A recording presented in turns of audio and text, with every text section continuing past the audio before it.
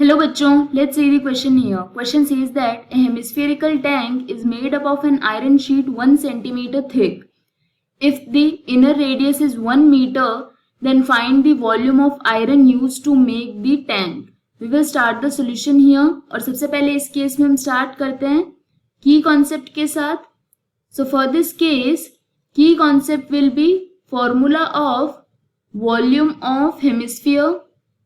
So volume of hemisphere, this is 2/3 pi r cube. r यहाँ पे represent कर रहा है रेडियस को.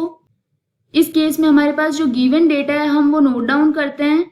सो इंटरनल रेडियस गिवन है दैट इज 1 मीटर एंड यहाँ पे जो थिकनेस है वो गिवन है. So for this case thickness this is 1 centimeter or we can say this is 1 divided by 100 meter. So this will be 0.01 meter. यहाँ से हम नोट डाउन कर सकते हैं external radius. So external radius ये हो जाएगी internal radius plus thickness. So this is equal to 1.01 meter. अब हमें फाइंड आउट करना है volume of iron use to make the tank. तो ये हो जाएगा वॉल्यूम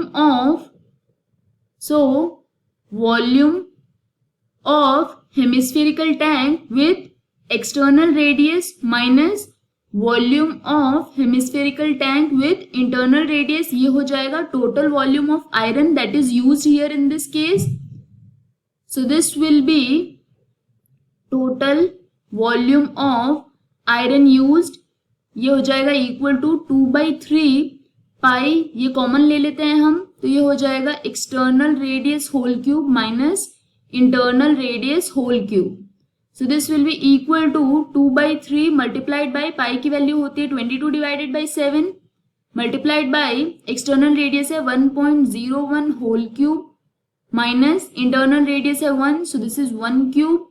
तो जब इसको सिंप्लीफाई करेंगे ये हो जाएगा equal to 0.063487 meter cube, or we can convert this into centimeter as well because we know that 1 meter this is equal to 100 centimeter.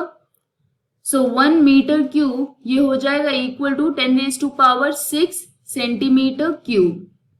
So when we simplify this ये हो जाएगा 63,487.81 centimeter cube.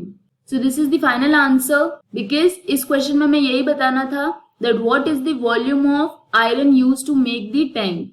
This is the final answer. I hope you understood the explanation. All the best.